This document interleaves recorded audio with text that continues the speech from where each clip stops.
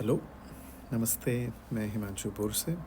मैं ऑब्ज़न-गायनी और IVF specialist के तौर पर लंदन में काम करता हूँ। तो आज हम बात करेंगे कि आईवीएफ साइकिल में या आईवीएफ ट्रीटमेंट में क्या होता है।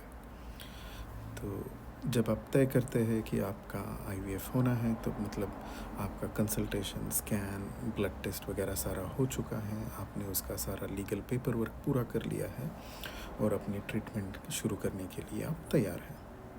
आपके ट्रीटमेंट के दौरान आपको सारी चीज़ें डिटेल में बताई जाती है, लेकिन कभी कभी कुछ चीज़ें याद नहीं रहती है या आपको फिर से उसको समझना होता है, तो इसीलिए ये वीडियो आपके लिए बनाया है। तो आईवीएफ में दो प्रोटोकॉल हम यूज़ करते हैं, एक लॉन्ग प्रोटोकॉल है और एक शॉर्ट प्रोटोकॉल है। इसमें कुछ वेरिएशन भी हो सकते हैं, लेकिन वो सारे इंडिविजुअलाइज्ड सिचुएशन पर डिपेंड करते हैं और वो आपके डॉक्टर आपको डिटेल में बता सकते हैं। तो जो लॉन्ग प्रोटोकॉल है उसमें पहले हम ओवरी को बंद करते हैं, तो इसके लिए आपको या तो नाक में डालने के लिए ड्रॉप्स दिए जाते हैं या इंजेक्शन दिया जाता है। उसके बाद आपका एक स्कैन होगा जिसमें हम सारा देखेंगे कि यूट्रस का लाइनिंग थिन हो गया है, ओवरीज जो आपकी है वो को शांत हो गई है, और उसके बाद आपको वो स्टिमुलेशन का इंजेक्शन चालू करेंगे जिसका नाम होता है follicle stimulating hormone, FSH hormone. लेकिन इसका ट्रेड नेम और डोज आपकी इंडिविजुअल सिचुएशन पर चेंज होगा।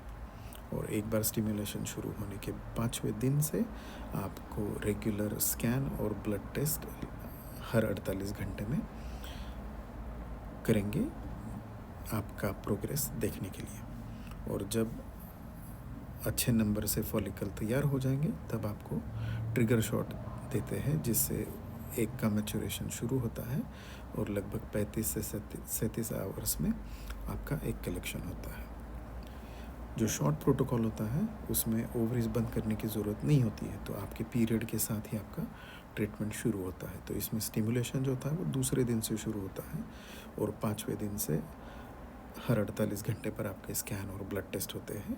और जब अच्छा फॉलिकल का नंबर तैयार हो जाता है तो आपको ट्रिगर दे के 35 से 37 घंटे में आपका एक कलेक्शन होता है। तो इसमें क्या इश्यूज़ आ सकते हैं, तो आपका जो इंडिविजुअल डोज होता है वो आपके डॉक्टर तय करेंगे और वो डिपेंड करेगा आपकी एज पर, आपके वज़न पर, आपका ओवेरियन रिजर्व कितना है और आपको और कोई मेडिकल इश्यूज़ है।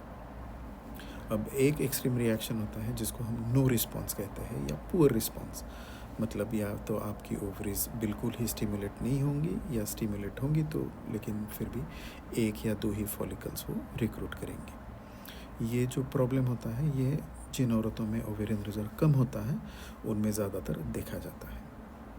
दूसरा जो एक्सट्रीम है उसे ओवेरियन हाइपर स्टिमुलेशन सिंड्रोम कहते हैं। इसमें ढेर सारे फॉलिकल्स प्रोड्यूस होते हैं और हार्मोन की मात्रा भी बहुत ज़्यादा होती है और इससे आपकी सेहत को खतरा हो सकता है। इसका जो माइल्ड फॉर्म है वो हम क्रिएट करते हैं सक्सेसफुल ट्रीटमेंट के लिए, लेकिन जब ये मॉडरेट या सीवियर फॉर्म में तब्दील होता है तब काफ़ी डेंजरस साबित हो सकता है।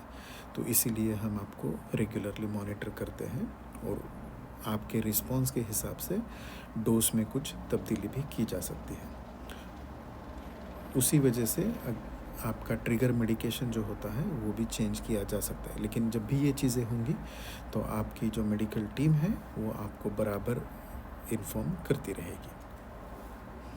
जब एक कलेक्शन होता है तो ये सीडेशन में होता है, मतलब ये पूरा जनरल एनेस्थीसिया नहीं होता है, ये एक सपने जैसी एक स्टेट होती है जिसमें आपको लगेगा कुछ चल रहा है लेकिन आपको दर्द नहीं होगा और आपको कुछ याद भी नहीं रहेगा। और जब एक कलेक्शन हो जाता है तो हम एग और स्पर्म को मिलाकर उनको फर्टिलाइज़ करते हैं। तो जब हम आईवीएफ कहते हैं उसको इन विट्रो फर्टिलाइजेशन बोलते हैं, जिसमें एग और स्पर्म मिक्स किए जाते हैं और फर्टिलाइजेशन नेचुरली होता है। लेकिन जब ये पॉसिबल नहीं होता है, अगर सीमेन एनालिसिस में अगर कुछ प्रॉब्लम है तो हम इक्सी करते हैं, इस इज़ इंट्रासाइटोप्लाज्मिक स्पर्म इंजेक्शन, जिसमें एम्ब्रियोलॉजिस्ट एक हेल्थी स्पर्म को माइक्रोस्कोप के नीचे ढूंढकर उसको एग में सीधा इंजेक्ट करता है। इसके बाद वो एम्ब्रियोज़ इनक्यूबेटर में रखे जाते हैं और उनको रेगुलरली उनका ग्रोथ और हेल्थ के लिए चेक किया जाता है। और आपका जो एम्ब्रियो ट्रांसफ़र होता है वो लगभग आपके एक कलेक्शन के 5वें दिन पर होता है।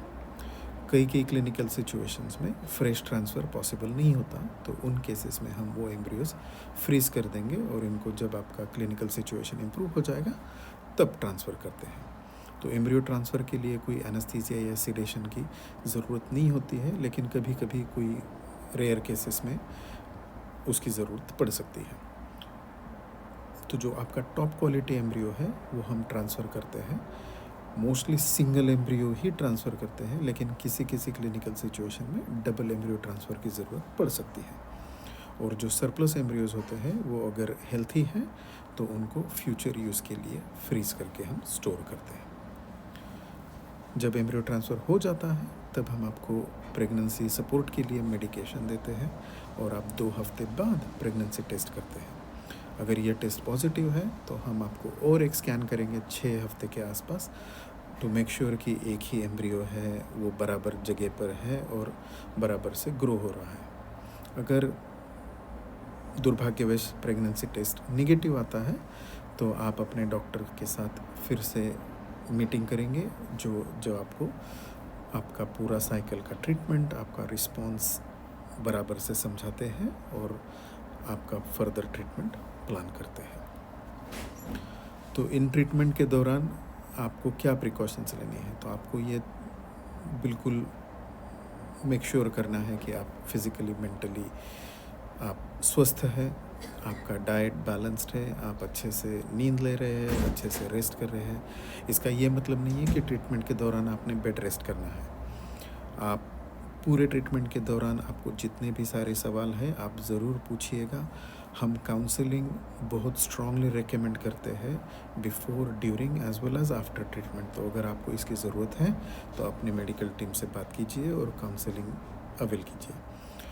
आपके जो मेडिकेशन के टाइमिंग्स है वो बहुत ज़्यादा इम्पॉर्टेंट होते हैं सक्सेसफुल ट्रीटमेंट के लिए, तो आप उसका बराबर से टाइमिंग्स नोट कीजिए और पूरी कोशिश कीजिए कि ये सारे मेडिकेशन आप बराबर वक्त पर लेते हैं। और ड्यूरिंग योर ट्रीटमेंट अगर आपको किसी भी चीज़ के बारे में कुछ जानना है और पूछना है तो अपने नर्स या डॉक्टर से आप बात कीजिए। धन्यवाद।